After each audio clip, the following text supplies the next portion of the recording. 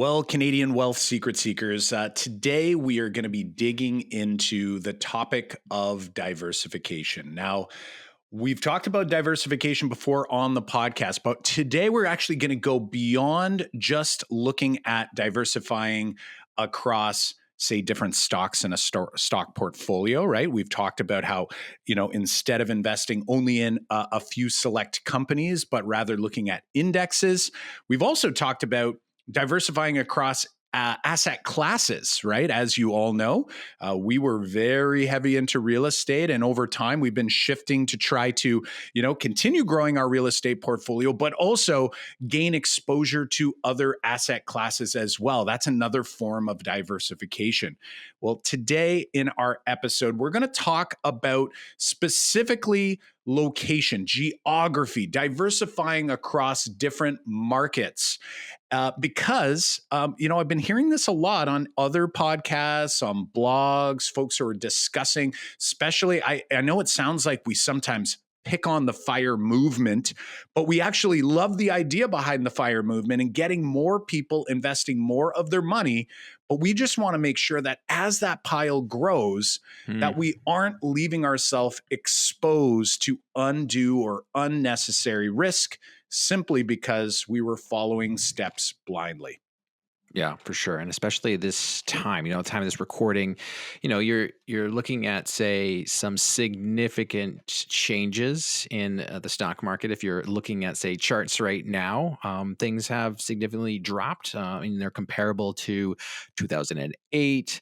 2000 and 1987. So we're seeing significant drops. So when you start to think like that, we see these results, you're saying like, could I have avoided this? Or could I have of strategized better? Or how do I strategize for, mitigating a drawdown such as what we're seeing today, or we're seeing, say, in the last couple of months. So it's a good time to talk about diversification, Kyle. And like you said, I think what today we're going to point out here is identifying some blind spots, identifying some holes maybe in our strategy, and maybe giving you a little secret sauce that maybe you have not yet, say, looked at in the past to help you with, say, that risk management. I love it. I love it. And, just to kind of, add a little bit of context to it, what you had mentioned about some of the previous drops, like 2008, for example, or 2020, really, while we haven't seen the actual massive change from top to bottom yet, as we saw, say, in 2008, what we have seen is a lot of single down days that we have only seen during those periods. So we're still in it. And, the reality is there could be more ahead. And while you might be listening to this going like, oh, shoot, the goal here is not for you to bail out on what it is you've done. At this point, it's like, hold on to your hat.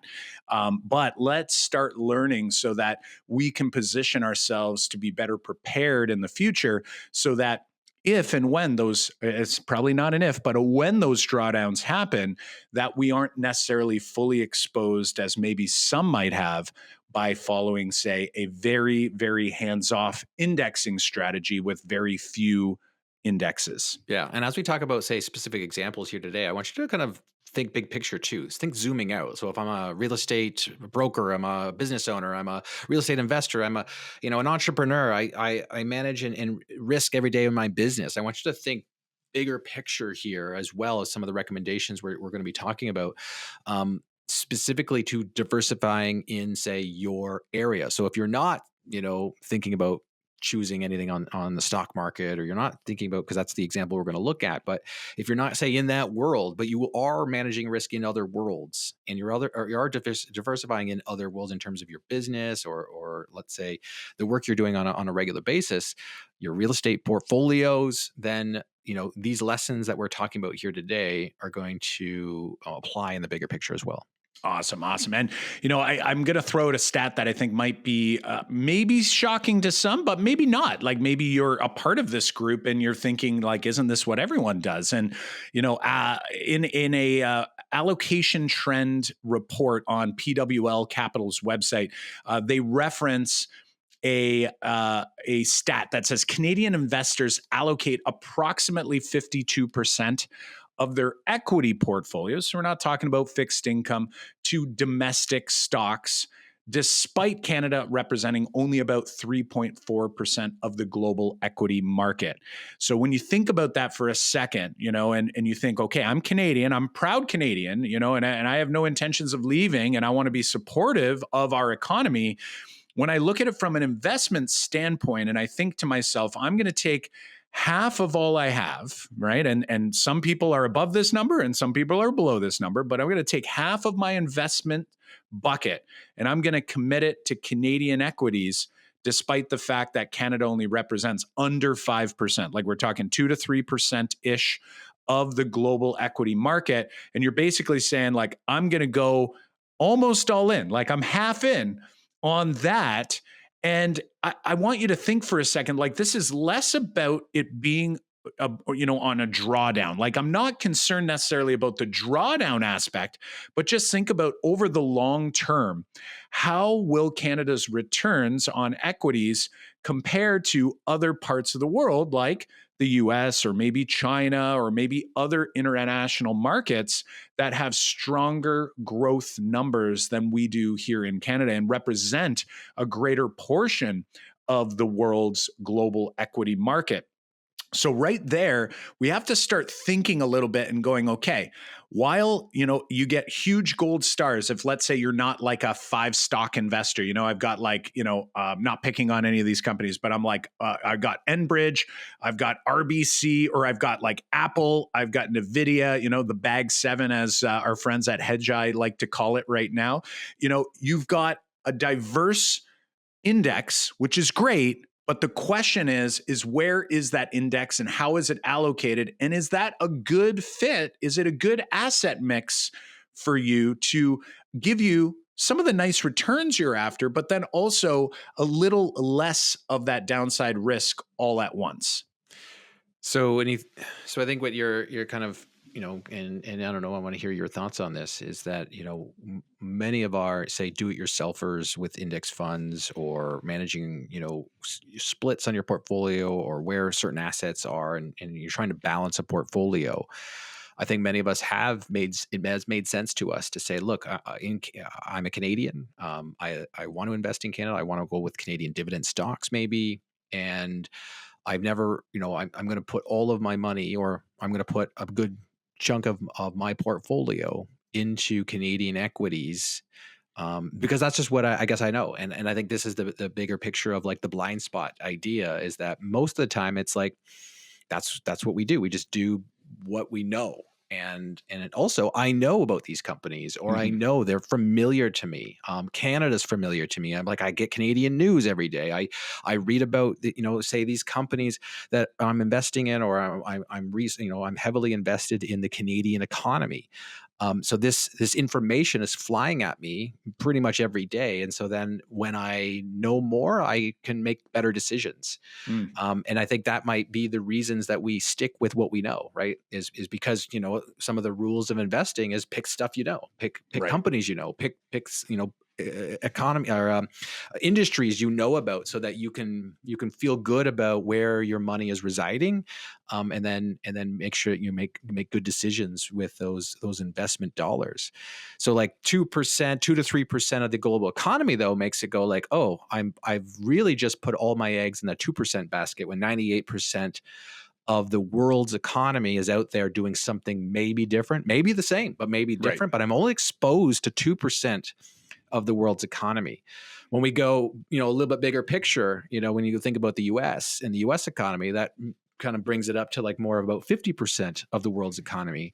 And I think a lot of us or a lot of people who are, say, do-it-yourselfers, or you're choosing, your own investment portfolio balances, you might be including the US in there, but then again, you're still only exposed to 50%. But I guess the wonder, Kyle, right, is that if I want to be exposed to the other 50%, or the other 98, if I'm not in just looking at Canada, do I have to now know about the Chinese economy? And right. Like all the Chinese companies that I don't even like, there's this actually foreign to me. Yeah. Or is that like, I don't see what you did there. I can't even, yeah, I know. Can't even think about that. Like one of those things, I think when we think about something that we've been missing out on, our first reaction is, I don't have time to Right. to go and learn more about that. I'm Mhm. okay with like my 2% exposure. But what we're trying to do today is just point out a blind spot. 100%. And, the interesting part is like we look at everything in phases, right? And we look, we talk a lot about the flywheel and getting your flywheel going in your business or in your investing. And, you know, this understanding of investment and wealth building and so forth, this isn't to make people sort of go like, oh, shoot, Right. I should have been doing that. It's really an awareness piece, as you mentioned, to bring up this blind spot, not to put you in any sort of panic, because you know what I love? I love when I see people that aren't investing start investing. And usually that means they start blindly.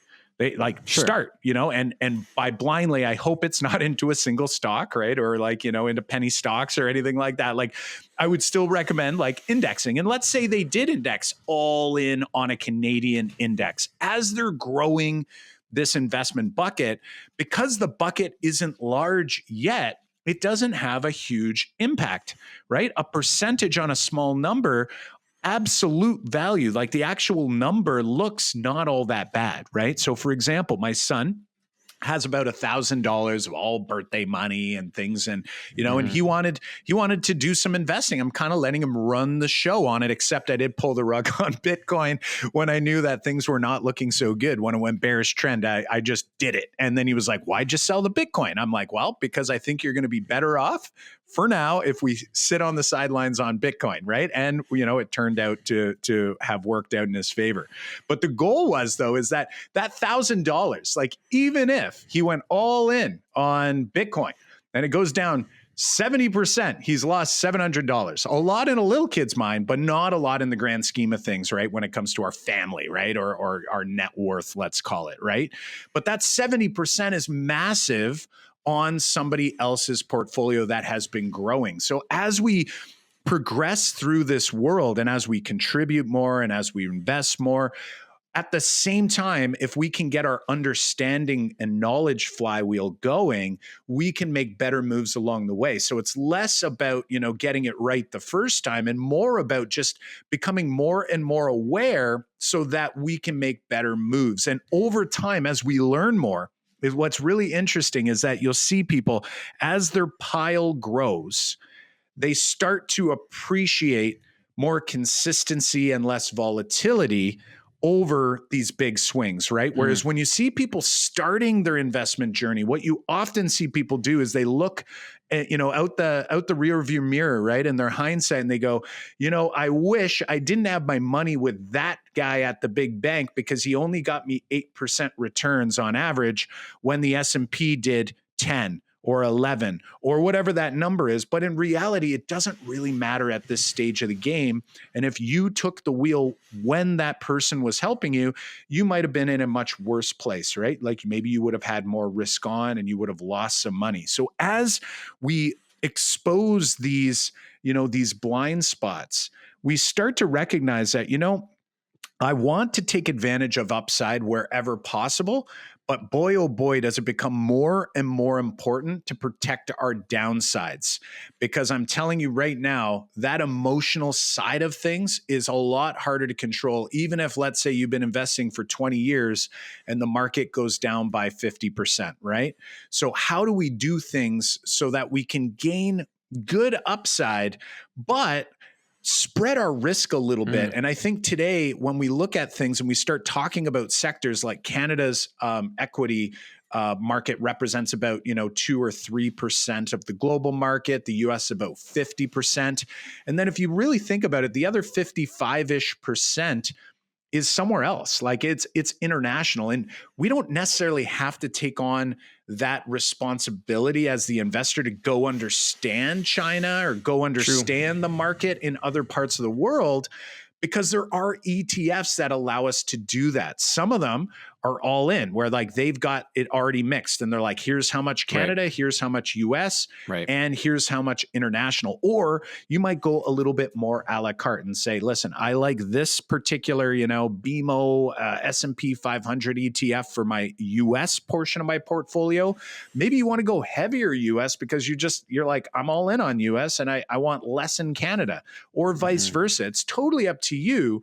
But the real goal here is making sure that we're aware of where those funds are and recognizing that just because I have money in an ETF that is tied to an index, which is way more diversified than just buying single stocks, there is still a massive amount of downside if that particular index experiences a large bump in the road, like we've seen in many of the indices that we're seeing here in North America currently. Right. Kyle, what are people recommending? Like, what is Vanguard recommending? What are the pension companies doing? Because it's like, if this was one of those blind spots, I mean, like, well, I have been investing in my portfolio has been heavily, say, Canadian or North American, and I haven't really been exposed outside of those two, say, economies.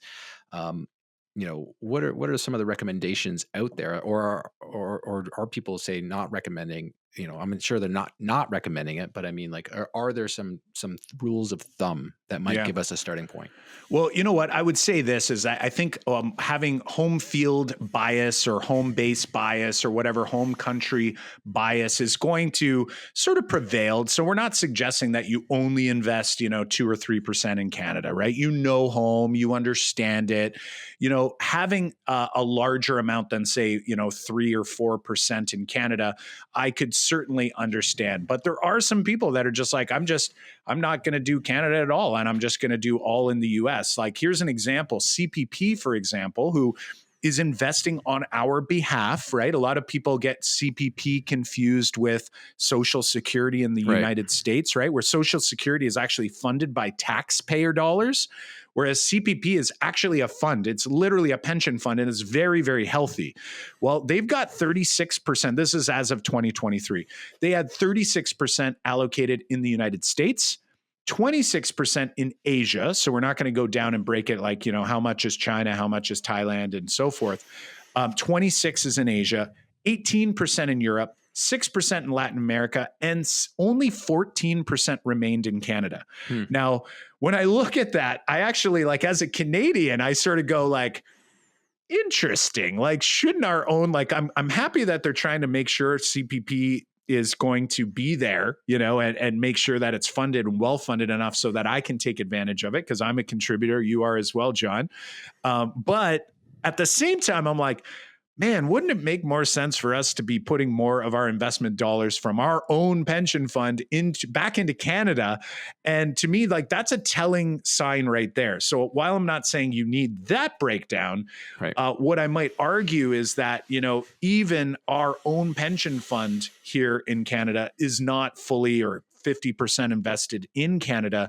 So I think it's more about when you look at what matters to you and how do you want this to sort of play out. So the Quebec pension plan, I think, is like 40% US, 25% Canada. The rest is other places. RBC, I think we had some recommendations, or actually, let's look at the Canadian Couch Potato, which was a very popular podcast. I don't think they record anymore, but they still have a blog. He's got 20% Canadian equities, 40% US equities, and 40% international equities. So we're not suggesting that you have to go and be like perfect, and be like, well, Canada's this percentage of the global, populate or the global equity market. We don't need to do any of that sort of thinking, but I do think that we need to have an awareness that, hey, if I'm 100% Canadian equity or I'm 100% US equity, and the US runs into a speed bump like we're seeing currently, that you get to go for the full ride, even though you're well diversified within the borders of that specific country. Yeah.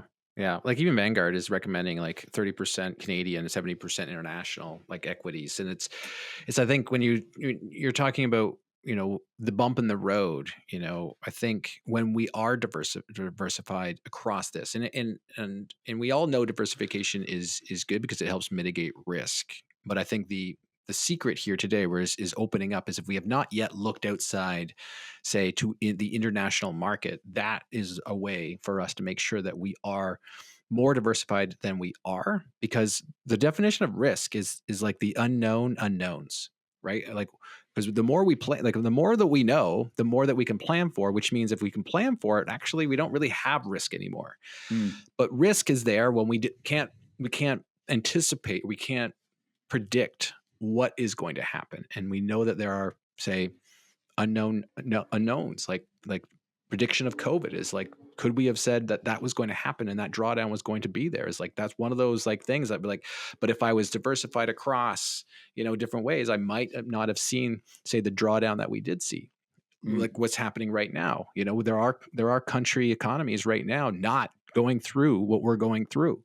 In North America, there are some, but not everyone. And so, like our some of that we're following from Hedgeye, Keith McCullough, like he's got investments in Poland, and Poland is doing okay versus, say, what's happened here, and that's been a helpful guide for us in mitigating our risk, and we're trying to just point out where some of the bright spots are. And so when we zoom out bigger picture, right, and when we zoom out and go, where are, and I think I said bright spots, but what I meant to say is blind spots, is that when we zoom out, it's like when we're just diversifying in business, when we're diversifying in our portfolios, we're diversifying in say our stock portfolios or investment portfolios, we want to, say, mitigate that risk, and which means we have to identify or be okay with knowing that we can identify every single blind spot that we have. And that's why they're called blind spots, is because we don't know they're there. But knowing that you do have blind spots is an important component of risk mitigation, because you want to be able to, like, say, I know that there are unknown unknowns out there, and when they happen, I'm going to be okay, because I've mitigated that risk. I've mitigated the unknown unknowns, and I'm trying to protect what we've already built. And again, that's not just, say, your stock portfolio. This is bigger picture, to think like, when I'm making business decisions, how do I plan for, or how do I account for the unknown unknowns? Right. And I think too, as you're saying that, in my mind, I'm envisioning, if you look at it like a stock portfolio itself is nice and easy because it's contained. You get to see what it's worth, every day if you want, good and bad, right? Sometimes that's a bad thing. But when I look at that, and let's imagine that you just had like 3 different ETFs in there. You have a Canadian focused equity, US focused equity, and an international focused. And if you made the decision to go like 20% Canada, let's say 40% US, and all of a sudden now 40% international. Not saying that's the split you should have, but if that's a something that you're aiming for, when you think about the natural rebalancing process that usually happens with an equity and bond portfolio, right? Equity and fixed income portfolios, like when the proportion goes out of whack, what you do is you sell the one that has too much, and then you buy more of the one that has too little. And the reason why rebalancing works like that, if you think of what you get out of rebalancing, just the process in doing so, it's automatically having you sell high and buy low, right? So it's like you get to build in. So having a process that you want to sort of stick with allows you to kind of take advantage of things that we know that we're supposed to do, like buy high and sell, buy high and sell low. That's what everybody ends up doing though, right? Which is the sad reality. Whereas, if you have a process, and let's say it's a simple rebalancing process, and you do it, you could do this as often or as little as you want. Some people it's once a year. Some people it's once a quarter. Some people, they don't want to do it every single month. There's no right or wrong to this game, as long as you're growing your understanding of what's happening. And then you're starting to recognize the patterns that are important, right? Because at the end of the day, I think when everybody starts their investing journey, we're all in it thinking, hey, if we could just get that one home run, like everything's going to be okay. Well, guess what ends up happening, right? We strike out more than, we go swinging for the fences, right? Or we continue swinging for the fences and we actually strike out. And, when you start to look and recognize these things, you can do this type of work at the portfolio level in the stock market, but then you have to almost zoom out a little bit as well and like look at all of your assets, and you start looking and saying, hey, if you do have real estate, we're not saying everyone has to be in real estate like we are. When we look at real estate and we say we have this much equity in these properties based on their values today, like where do we want to go next with our next big investment? Do we want more real estate? Do we want it to be local? Do we want it to be abroad? Do we want it to be in another asset class? And do we have enough safety there so that no matter what happens, because there is always risk, right? And it's possible that everything goes down all at the same time, right? If we have a global recession, which can happen as well, that we have enough in our safety bucket so that we're comfortable and confident to be able to continue doing what we know is right by process. But sometimes we make poor decisions and do the opposite when things are a little bit scary or a little bit intense. So for today's call to action, what we're hoping that you'll do is kind of take a look at where you are in the journey. If you're in the beginning of the journey where you're just like trying to commit more of your weekly or monthly income towards investments, don't get hung up about diversifying across different borders. That is not a worry right now. It's all about getting yourself and getting the money going and getting it into investments, and depending on what investments you want to make. As you start to build those investments and you start to go, I would like to actually optimize and make these things better. This is where you start looking at, okay, am I well diversified enough? What kind of risk am I taking on? And do I even need to take on more risk? Because there's the other aspect as well, is that once you've gotten closer to your financial freedom number, why take on unnecessary risk just because, right? And a lot of times our egos can get in the way. So as we work through our podcast together and as we work through some of these ideas, I just want you to make sure that you're kind of envisioning where you are along this journey, and always note that there are professionals out there that can help you to do this work. Like, you don't have to bear the burden of diversifying your portfolio if you don't want to. There is a cost to it. And you just have to be okay with the fact that maybe you're working really hard in your business and you just don't have the time and the energy or the will in order to do some of this work on your own. So it is not a bad thing if you want to find that person, that brokerage, that firm that is going to manage that for you so that you can take some of that risk off of yourself and really hand it off to someone else to do on your behalf. Well said. Well said. And it's about, making sure that we account that we do have blind spots. And sometimes you just, like you said, like that professional, that person who can guide you can help you identify blind spots you may have missed. And that's really the big goal here today, was to help identify that there is maybe a blind spot in, say, your investment portfolio strategy. Maybe not. Maybe you already accounted for, say, that blind spot that other people have. But that blind spot could exist for you. And if you do need, say, a second set of eyes, then reach out to, your advisor, reach out to your, trusted friend. And if you'd like, and you want to, say, reach out to us, just to have a look at, say, where your balances could be. We do this for business owners. We do this for entrepreneurs. Is help them, say, strategize their business planning, but also their in a way their asset allocations. So you can reach out to us over at CanadianWealthSecrets.com/discovery, CanadianWealthSecrets.com/discovery, and we can be chatting about some balance there. And if you are on the personal side, not incorporated and not a business owner, but you're kind of feeling like, you're zooming out and you're seeing different assets and different buckets, and you'd like to have a discussion about your allocation and how things are going for you, you can also reach out to us over at that same page, CanadianWealthSecrets.com/discovery. And finally, business owners, head into our masterclass over at CanadianWealthSecrets.com/masterclass.